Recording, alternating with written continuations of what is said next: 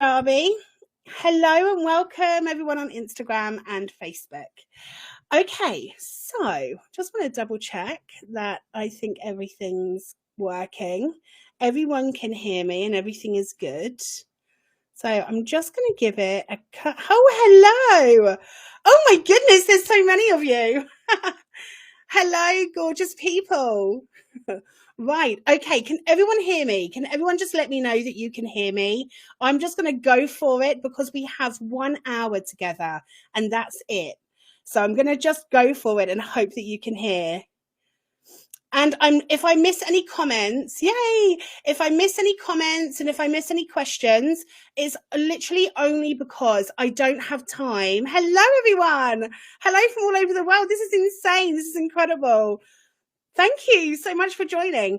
So I'm going to, I can't answer questions today.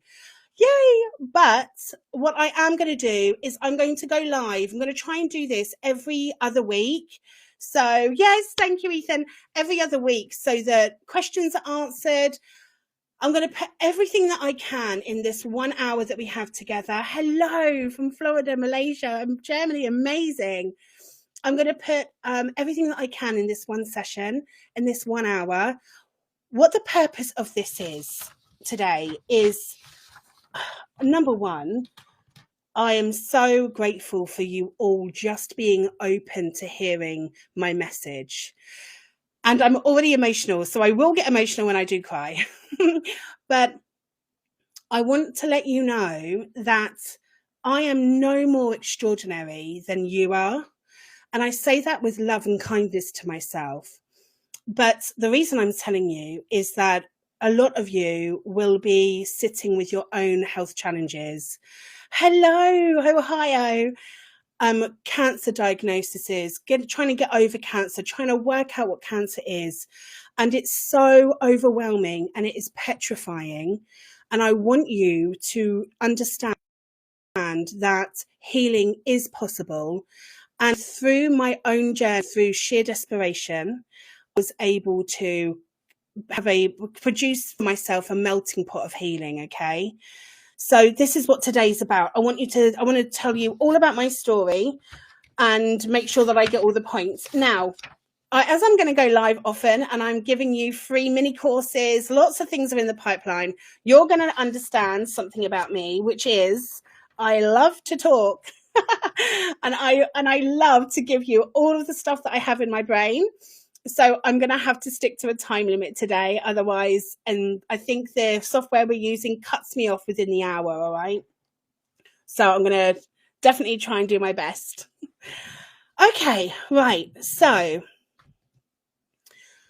the reason that I found what the root cause of my cancer diagnosis was, and the reason that I am so dedicated to sharing this and igniting healing in as many people as possible, is because my diagnosis left me desperate and I was given less than 6 months to live. Right, I'm going to move forward so that I feel a little bit more connected to you all. Cancer diagnosis, in my opinion, or any health challenge, is so inhumane to hear those words, right? I have cancer, you've got cancer. And because we're so afraid of it, you know, we live in a world, we live in a society that teaches us, you're welcome, teaches us that to be afraid, that we've got no control, that there's nothing we can do, that the only way to heal is through treatments that alone are scary, right? Ridiculously scary. And because that system, the medical system, showed me that, or told me that they weren't able to help me heal, I had to find another way of healing. let me be honest and real with you, and that's all you'll ever get from me is honesty and my version of my truth, right? That's all. I'm not here to tell you what to do. I'm not here to be an authority that I know best and all the rest of it. I'm not here to do that. I'm literally here to share with you what I learned. And this is going to be a snapshot. Like if you're following me on social media or in your Kajabi communities, you're going to see that I'm creating a lot of free masterclasses, little mini courses. There's going to be other mini courses. I'm creating a community that is going to be for coaching that you can subscribe to for like less than $20 a month. Like I'm trying to do as many things as I can to get this to you. I understand that it's needed, right? So I did not know what the root cause of my cancer was at the beginning of my journey, but I healed anyway. So I say this to you because we can get really, really hung up on, I need to know exactly why, when you're doing some root cause healing, what emotions are holding me back, what stresses. No, don't worry. Well, worry, but don't worry like that. Don't stress yourself out any more than you need to, because people that have achieved a radical remission, 9 times out of 10, do you know what? We weren't aware of what the root cause is. If we knew that, we wouldn't have developed cancer in the first place. Okay. So I have a notepad down here and notes because, as you probably worked out already, I love this. I love connection. I love providing a safe place. And I would just talk at you or with you for a week if I could. So I've been instructed by people that know me to write notes down so that I don't miss anything. So if you see me looking down, that's all that's about. Okay. Right. Back in back in the end of 2018, I started noticing some things about my body. Let's just go straight into my diagnosis and we'll go from there. I don't know how many of you have a self-care model. I'm just checking 1 second. Yeah, everyone is good. Everyone can hear. Perfect. Hello. Gosh, there's so many of you. I'm so grateful. I don't know how many of you have a self-love model, but let me tell you, I did not have one. The whole self-love concept for me before cancer was just it sounded like a luxury, and it sounded a little bit woo-woo and a little bit like, whatever. So I didn't have a self-love model, which meant that when my body was trying to talk to me, which it was for a while, I just didn't listen. I just didn't listen to it. And that's okay. I'm not blaming myself. I'm not blaming, there's no blame being put on me. I'm sending love to that. But I just didn't know that self-love was so important and self-love was so key to healing. I had no idea about any of it. So when my body was talking to me, I made excuses for it. Let me give you some context. I was working nights and it was a busy job. It was a demanding job. I was on my feet all the time. And I was approaching 40. So I just presumed that this unusual weight gain that it was happening was maybe because my metabolism's slowing down. I was going to start a new diet. I'll start that Monday. Well, it was near Christmas 2018. So I'll start that after Christmas. Right. And it just went on from there. That's honestly what I thought. And then with my bone aches, because I had a lot of pain in my skeleton, it feels like, which I still have some aftermath of that. I'd put that down to excess weight. Now my body's trying to maneuver around the world with this excess weight that I need to work on losing.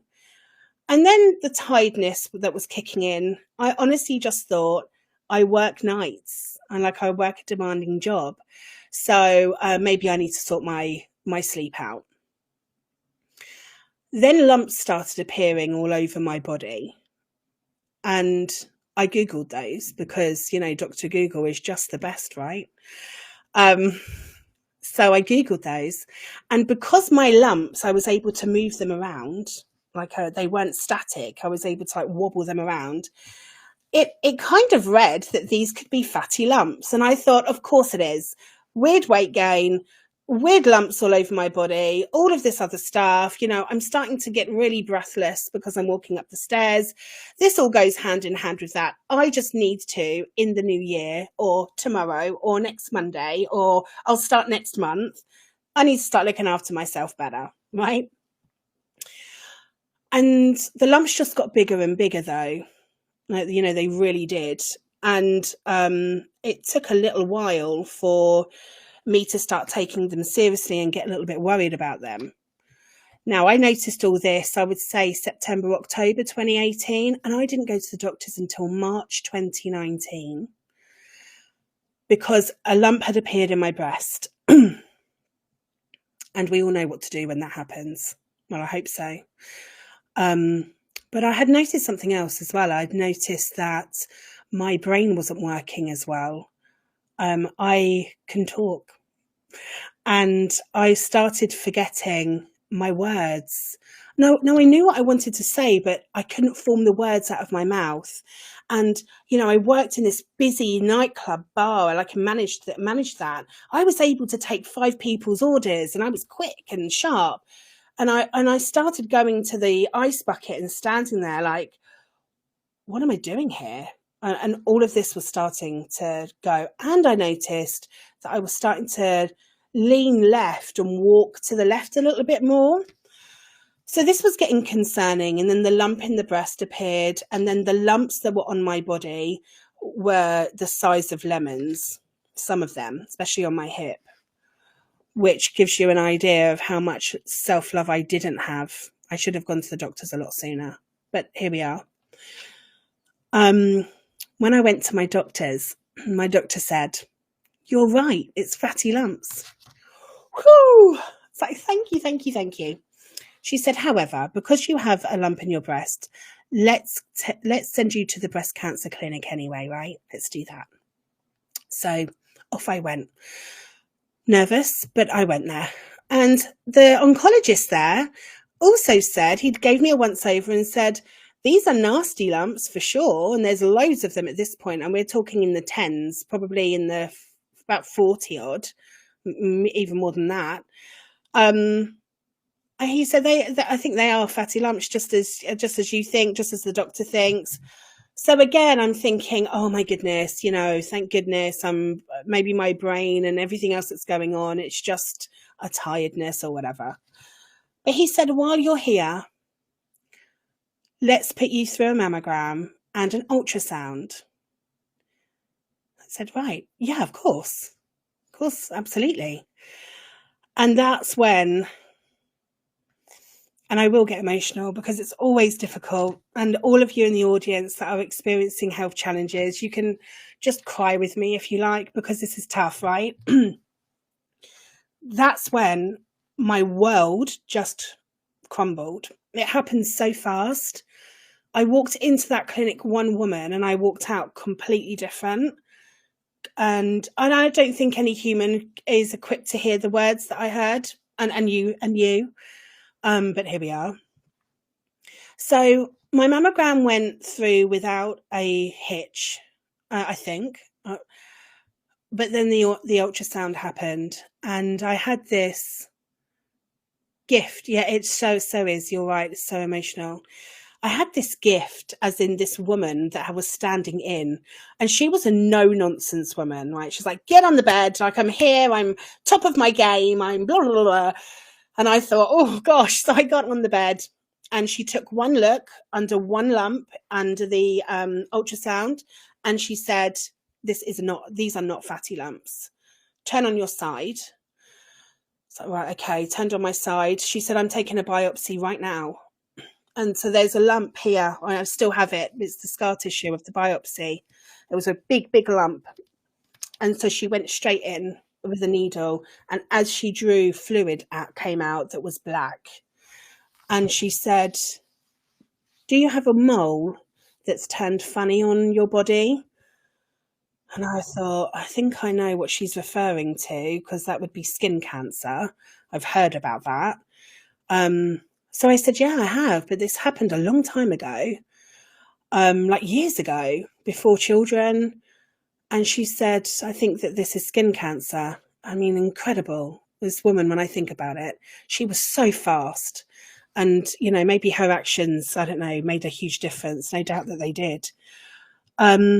She said, I can't confirm it here, but what I can do is I'm going to send you for an emergency CT scan.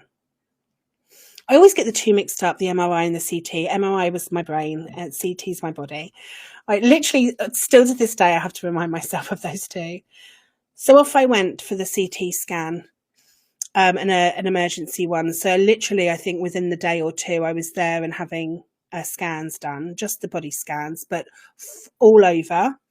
Not all over, just my torso first. And that was concerning. So then I had to go for an all over one. This was in the same day. They called me back and I had to do a full body one. And then I started getting missed calls from the breast cancer clinic. And I'm talking a lot of them. And if you know what I know about dealing with doctors and oncologists and the healthcare system, then calling you and calling you and calling you again, you know, it can't be good news. So he said to me, oh, we need you to come in. But before you do, we need to send you for an MRI scan. And I just knew it. I just knew because my brain function was really changing really quickly. And I just knew that this was the worst case scenario and that they're checking my brain for cancer. I just knew it. But you know, when you know something's true, but there's this period of time before your diagnosis, your official one, where you're still in your mind cancer free and you don't have cancer. And I wanted to stay there so badly in that space. I just wanted to stay there so badly. So I went for the MRI, and I will never forget the person that done the scan. She could not look at me.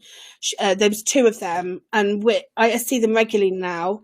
You know, this is 6 years in, but there was two of them, and they just kept their eyes down. And I thought, I could have been paranoid, I don't know, but I thought that this is bad. And let me tell you how I was told that I had melanoma. The first oncologist, the breast cancer clinic, the gentleman there, he called me in and he said, and these are the words he used. So if you ever see this as an oncologist, please don't do this ever. But he said, wow, you've lit up like a Christmas tree. And then I just remember being ushered into this fluffy pink room, which I presume is where they put people that they're telling some hard news to wait there for a second. And then I was pulled back into a different room with a Macmillan nurse in there. So in the UK, we have Macmillan nurses who are allocated to you. They're cancer, they're nurses to help people with cancer. And yeah, and then I just sat there and watched my partner at the time digest the news that I was, I had so much cancer. And he said he's a breast cancer expert, so I need to go to a different oncologist team. And then it was just a blur. Now, let me tell you why I'm doing this, because I know that many of you watching are in exactly the same position. And it's so unkind to be where we are and to hear the words. So this is why I'm doing this, so that you are inspired by this, right?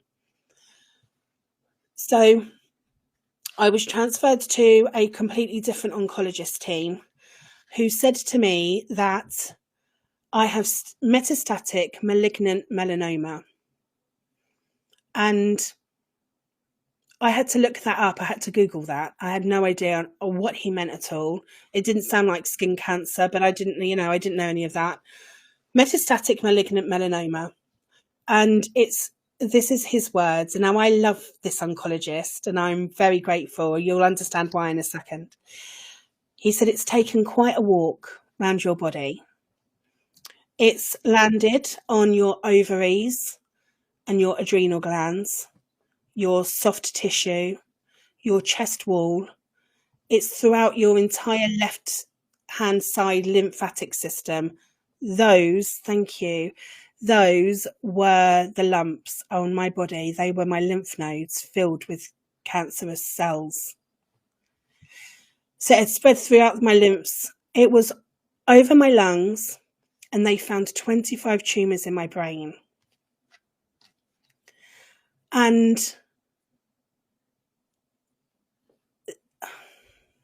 I'm speechless even now. And he said to me, really lovely, he was so lovely to me, but he was very firm and very fair and said that we do have something called immunotherapy that's doing wonders for melanoma. But your cancer is growing too fast and too aggressively. We can't offer you chemotherapy. We can't offer you radiation. We can't offer you targeted brain. I think it's laser brain surgery, brain radiation that I think a lot of people with melanoma that have the growths on the brain have. They can't offer me that. All they can do is offer me immunotherapy, a double whammy that has its own health risks completely. I had to go to a 2-hour kind of seminar to sign myself off to have this, in the hope that it will prolong my life to 6 months. On top of that, I was told in the same meeting that the brain cancer at the moment is being kind to me. So I need to go home because I have 2 small boys, 15 and 13 at the time. He suggested that I go home, and everything that I ever, it's always going to be difficult to say this, so bear with. Everything that I ever wanted to say to them, I needed to say, because I might not wake up as myself tomorrow. I might not recognize them, and they might not recognize me because the brain cancer has taken over.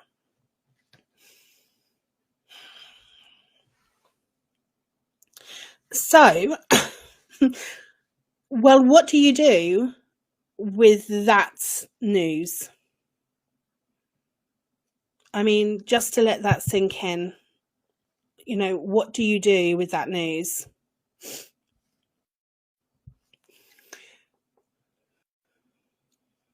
Your brain. So if any one of you of watching that has been diagnosed, thank you for being here, by the way.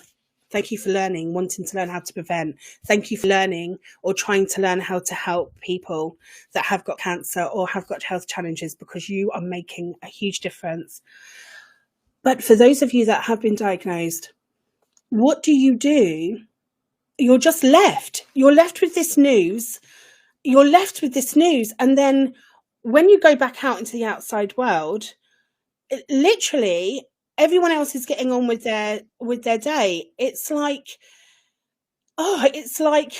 you want to scream and shout. I can see all your comments. Thank you for all your support. I'm trying to nip between all 3 platforms that I'm on, but thank you for all your support. I can see your beautiful supporting comments, and I will also go through them later.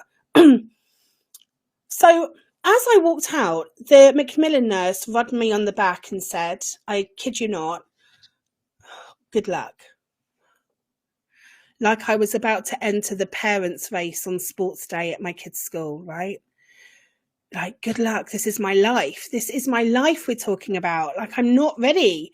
I can't go home today, and I can't speak to my children. I can't deal with any of that stuff. It's just so unkind. Okay, So I'm keeping an eye on the time because I could stay here all day.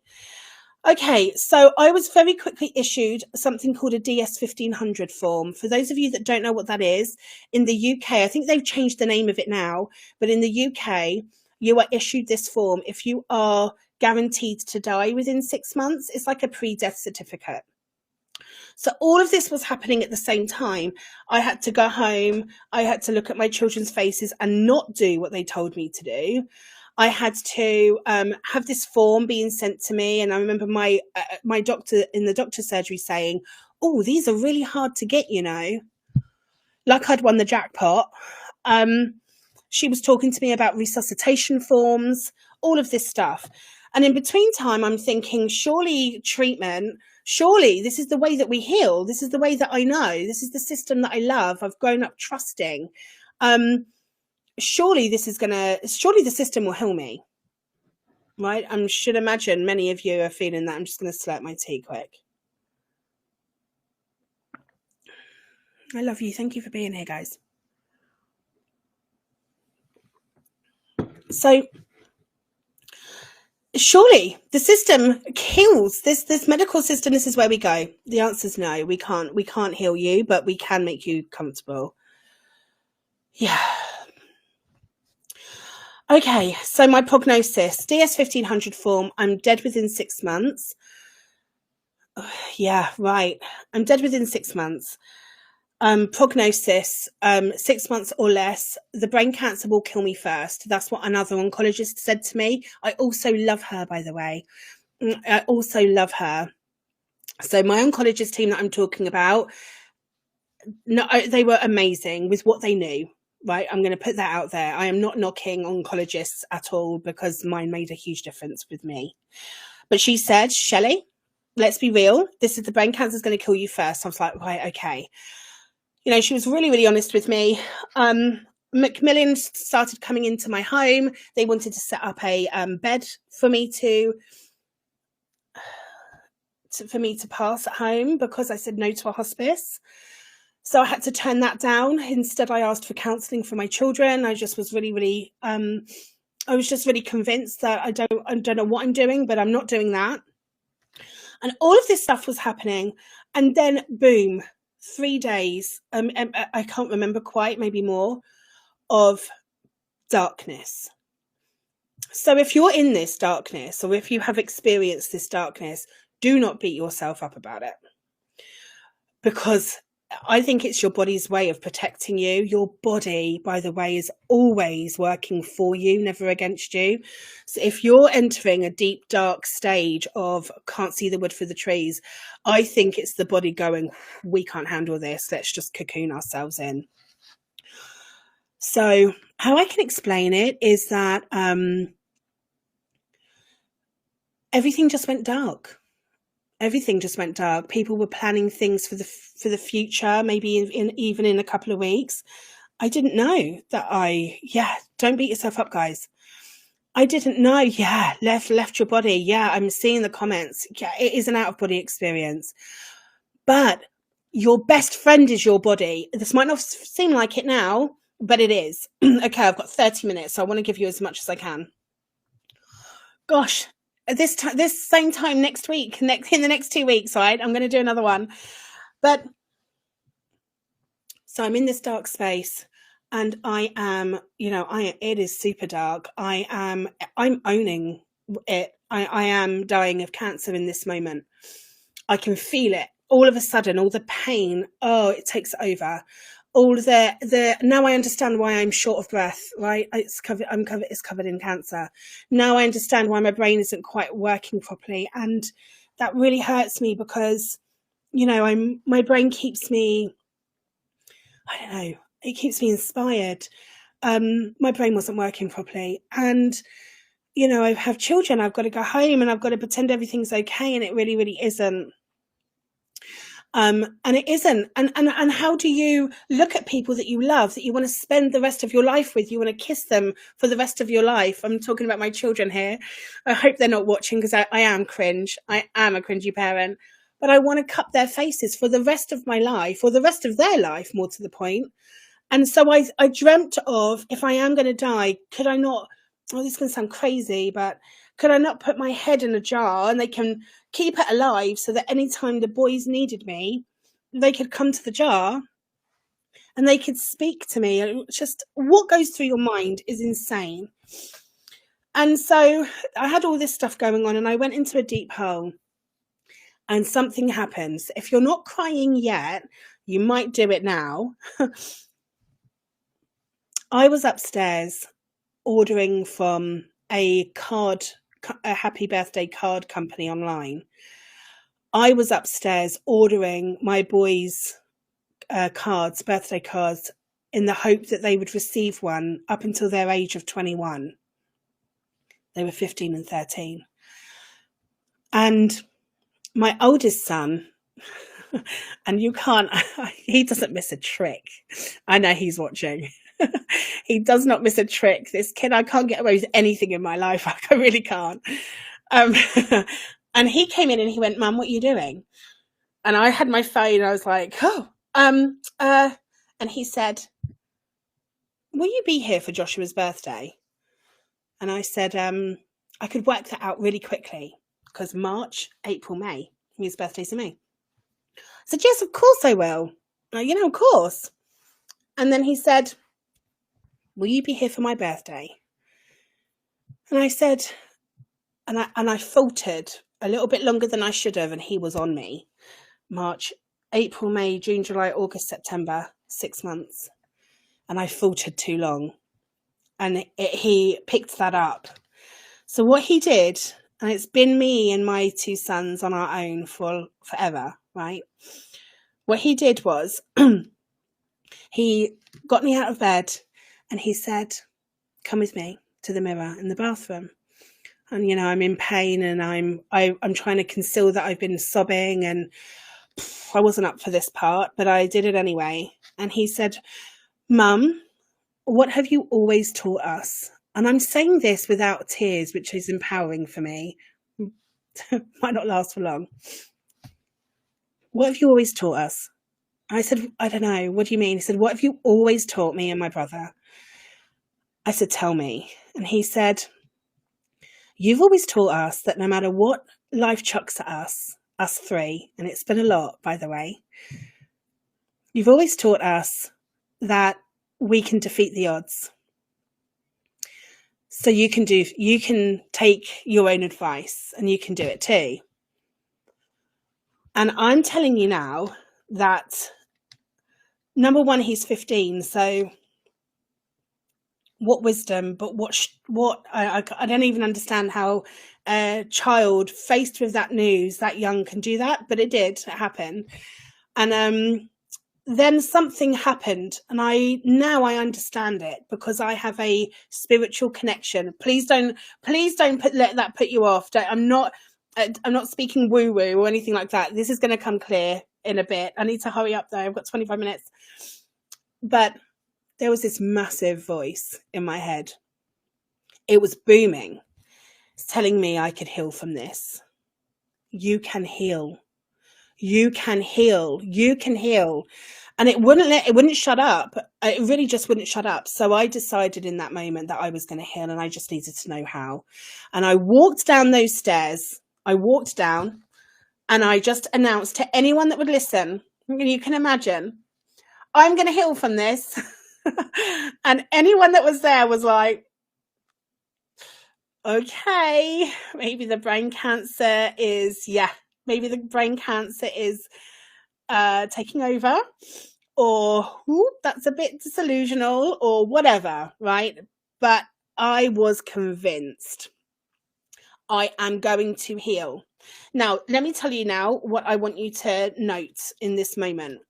This part, or for me, that I didn't know I was doing, this part's called taking responsibility, right? Taking responsibility. And I say that with love, right? It's not like, oh, you're not taking responsibility and I am. Nothing like that. Like, I don't hold that. You're never going to get that kind of energy from me. What I mean is, it was like, I don't care what you say and you say and you say. And I know I have one of the top oncologists in Europe, by the way, for skin cancer, right? And I have this amazing team. I had I had a plastic surgeon on my team for some reason. I had all these oncologists, all these amazing people, all telling me the same thing. It's not going to happen. This is all we can do. But I, in that moment, decided, I'm not listening to you. I'm not. What if I can heal? How scary is it that I believe you and therefore die? It's my truth. This is my truth. What if I chose not to believe you? I'm dying anyway. So what harm is it going to do? What is this going to do? There's no harm. So then, this is divine intervention, a message from the universe, God, whatever you believe in. I got this little memory, and I don't even know if it's a real memory. It's someone telling me, you need to watch the Hill documentary. Now, I can't even picture the face of the lady telling me, but anyway, I didn't care. I thought, oh, I'm going to watch that then. Almost like on autopilot. And if you haven't watched it, join my free closed community on Facebook or join my Kajabi community. I have links in there of this documentary that you can watch. I found a few links. Okay, so do it. Make sure that you watch the Hill documentary. And I thought to myself, if I could find one person that's healed against the medical odds, then I can do it too, and I'm all in. Well, mind blown. Guys, there's not just one person out there. There's thousands of people out there that have healed against the medical odds, right? Thousands. So number one, boom, write this in your notepad if you need to or whatever. Take responsibility. And by that, I mean, just do it. If you feel like you can heal and you want to heal, you need to believe in yourself more than anything in the world. And the Heal, Heal, Heal documentary. It's by Kelly Noonan. She also, you should follow on Instagram. It's called Heal with Kelly. Just want to make sure I've got all that. But if you need it, just let me know. Okay, so number one, take responsibility. Do it. It's your life. This is you. You can actually create a reality that you want. I found that out later. Take responsibility. It's all you, okay? And when I say that, you can take good medical advice and you can go for your treatments, whatever makes safe, right? No judgment. This is your life. This is your body. But also, my advice to you would be, don't believe the prognosis, because then by believing it, you become a statistic, and you're kind of drawing that into your life. Like your belief system is everything. So question yourself, do you believe that you can heal? Make sure that answer is a firm yes. Then be committed to doing anything it takes to heal. Right. Heal documentary showed me, I've got to be quick, I've got 20 minutes with you. Wah! The Hill documentary showed me a few things, and let me run through these things with you. Number one, hold on, let me just move that. There was Dr. Joe Dispenza, right there and then. He had healed his back through meditation. Now, I wasn't naive enough to not make the link. A break. I didn't even know what meditation was, by the way, at the beginning of this. I had no idea. But I didn't care. If he could do something miraculous with his body, so could I. What was he doing? Oh, he was sitting in meditation, visualizing healing. Tick, I'm going to do that. So write that down, right? I'm going to use it. Even if I don't believe in it right now, if he did it, I'm going to do it. Yeah. So I got that from the Hill documentary. Then I started learning from that documentary how pushing down suppressed stress and emotions can show up in the body. What? The mind and body are connected? This is why I said to you at the beginning, I'm no more extraordinary than you are, because if you knew me before this journey, I was nothing like this and I didn't know anything about it. So the mind and body are connected. Right. That's empowering, because I can change I can learn to change what I'm thinking so that my body can change. I just believed in it. I just went fully in. Right, that's empowering. Mind-body connection. Then you can imagine my surprise when Dr. Kelly Turner turns up and says, "Oh, I've written a whole book on people that have achieved a radical remission from cancer diagnoses that they're not meant to." For me, hallelujah. It's possible. Like, I'm excited. Can you feel my excitement? I'm excited for you. Like, it's possible, right? It really, really is possible. So there it was. There was Kelly Turner telling me, yes, I've interviewed thousands and thousands of people and they've all achieved a radical remission, and this is what they did. So buy Radical Hope, because that should be your new Bible. This is what you need to do. Your teachers and your guides aren't the medical system. They're there to help you. Take good advice from them. Your teachers and guides are the ones that are writing the books, creating accounts like mine, putting the word out there that there is another way of healing. None of us are saying, please don't do that. Like, don't do treatment. I did it. Like, I managed 3 infusions, then my liver failed. I'll talk to you about that in a second. But don't turn yourself off from it. Yeah, that's what you need to do. Remember, these people have healed. So how did they do it? Okay, then there's a story in the Heal documentary, and a lot of you will be wondering why I don't speak too much about diet and supplements, and this is why. In the Heal documentary, there's a woman that has stage 4 cancer that's killing her. And she did yoga, she exercised, she juiced, she fasts, and she also had a really organic, wholesome diet. But she was still dying of cancer. So the reason I did this is because you need to remember, time wasn't on my side, nor was my brain. Yeah, my brain could have changed the next day. I needed to work this out really, really quickly. So immediately I thought, that can't be the root cause. And then I did some quick research, and I found out that lots and lots and lots of people that are only focusing on diet alone are not healing. Some are, but I wonder if there's a deeper element to the healing that's happening for them, right? Lots and lots of people aren't. So I can't really focus on that right now. I need to focus on what's working. Then I was introduced to, in the Heal documentary, a science called epigenetics, which speaks to the fact that your cells, your gene expression can change if the environment changes.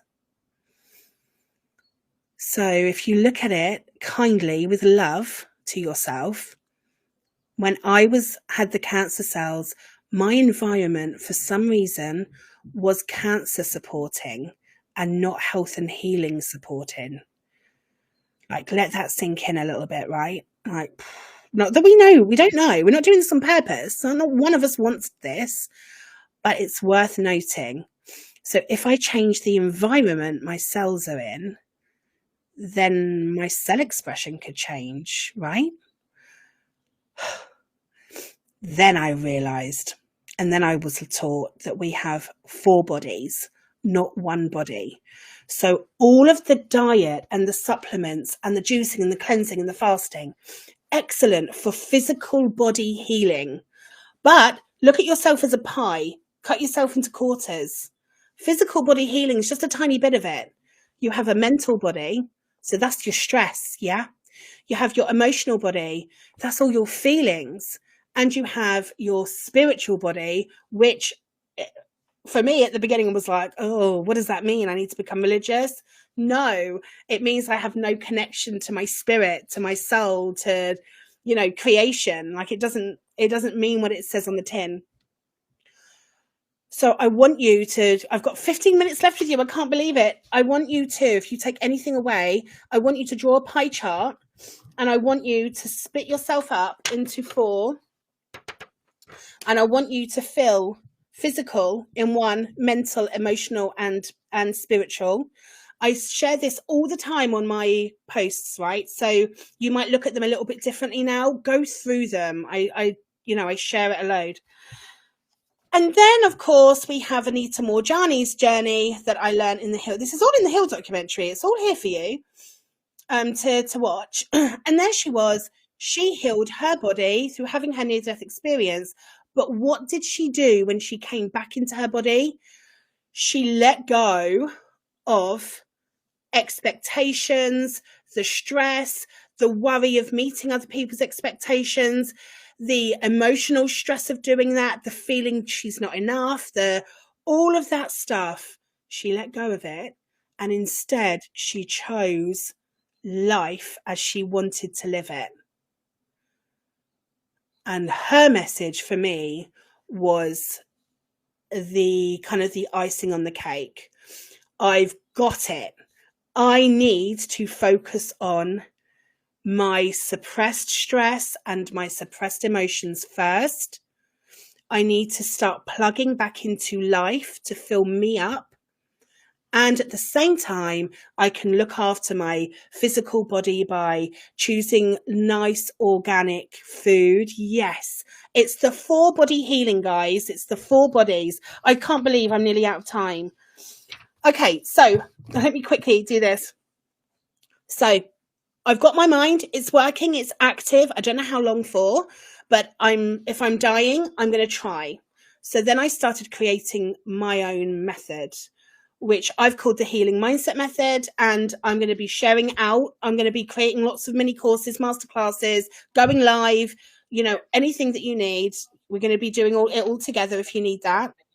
Oh, I think someone's got their mic on Kajabi. If you wouldn't mind turning that off, that'd be great. So I'm pulling all this stuff in, melting pot. Okay, right. So meditation. Never done it before. What's a spiritual connection? Have no idea, but I'm going to try it.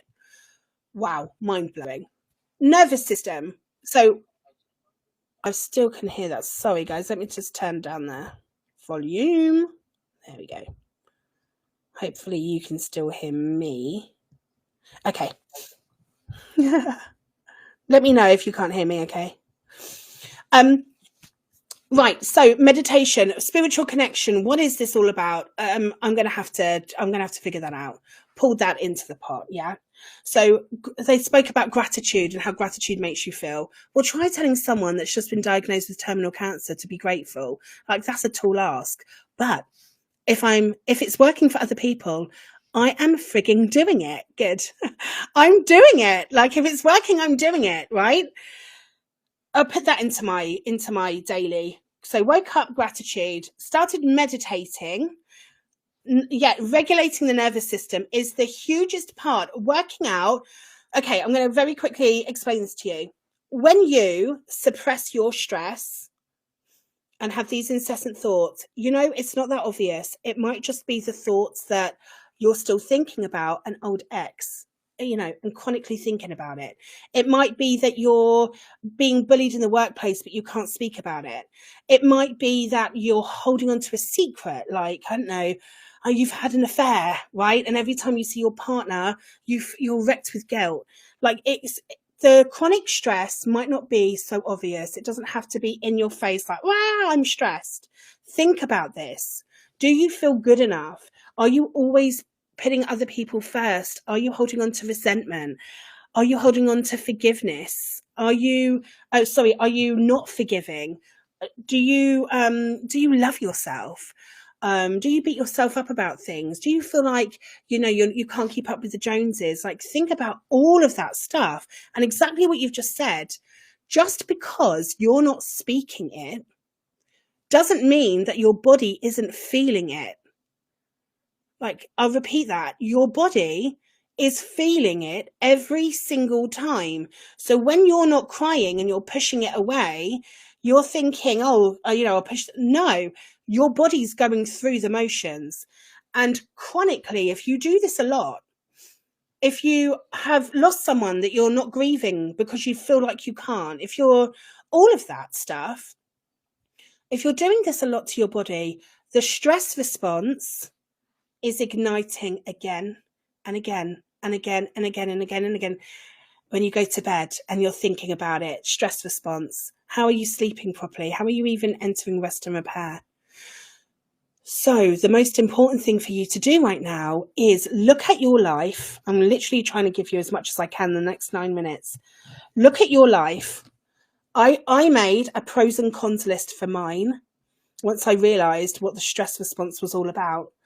Look at your life, really look at it. Look at your relationships, look at your parents, look at your children, your siblings, your friends, look at your work, look at your home environment, look at your the partner that you've chosen to do life with, look at your past traumatic events, look at if you're highly stressed now. Really look at it and sit and go, what is igniting a stress response?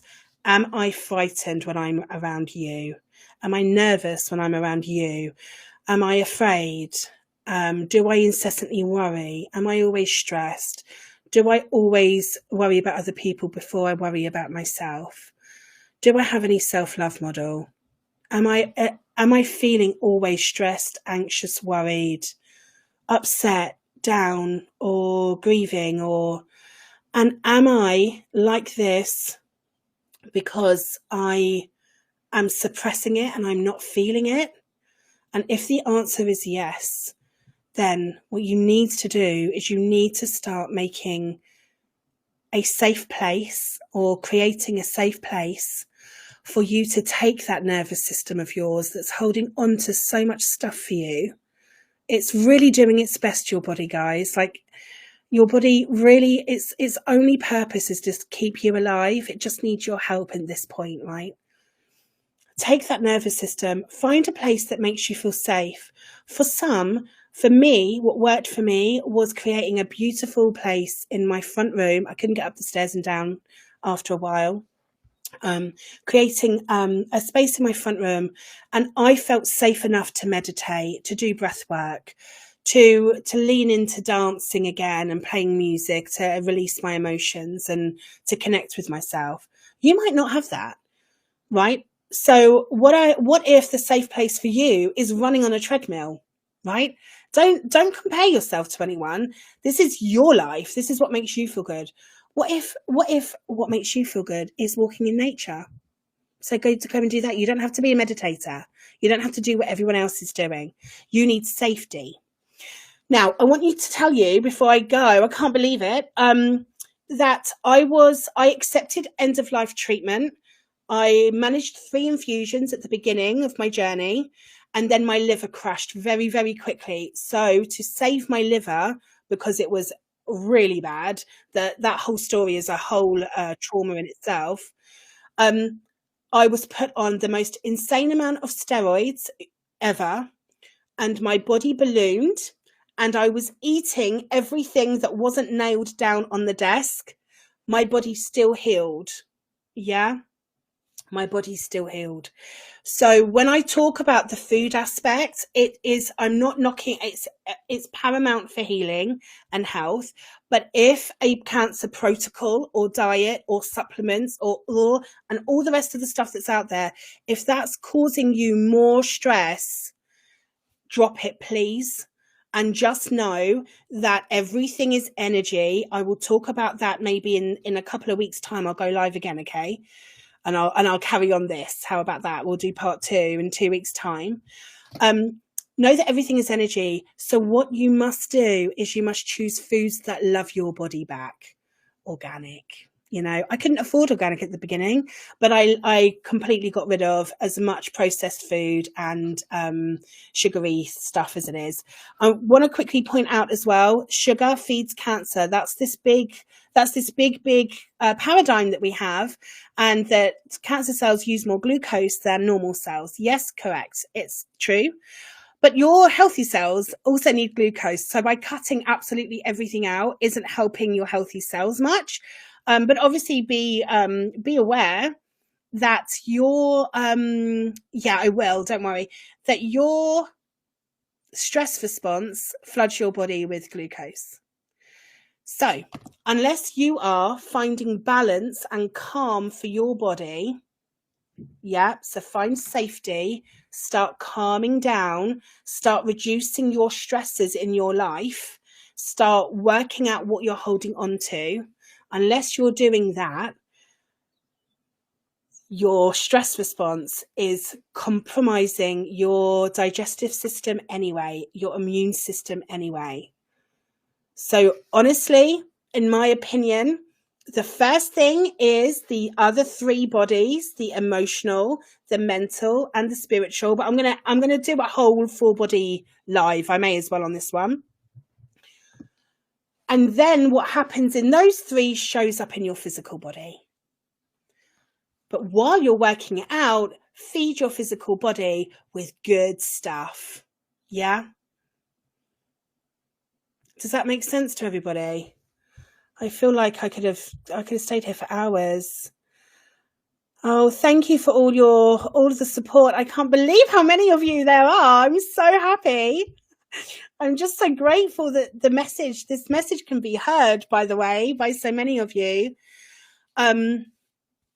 So to recap, to make sure that you've gone away with something and not just me waffling at you, watch the Heal documentary, make Radical Hope, because I think it's Radical Hope, not Radical Remissions, that's got the 10, the listing, the 10, right?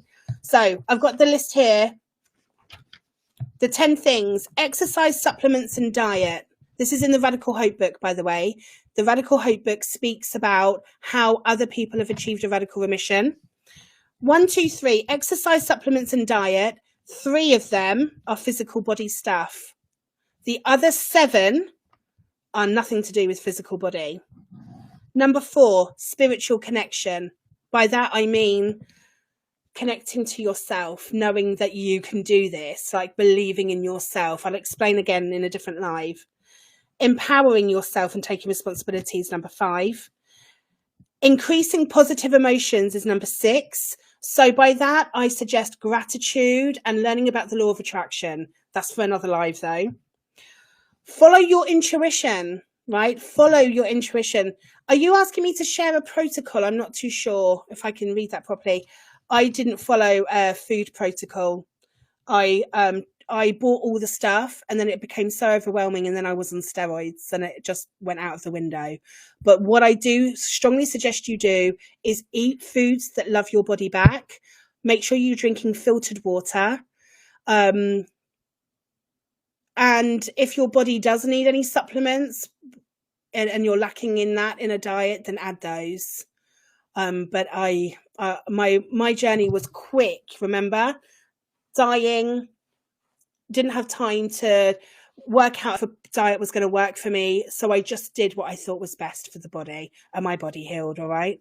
Steroids wrecked me too. Like, I was on them twice. My journey went up and down. Do you know why? Because I honestly thought, oh look, I've got this mascara.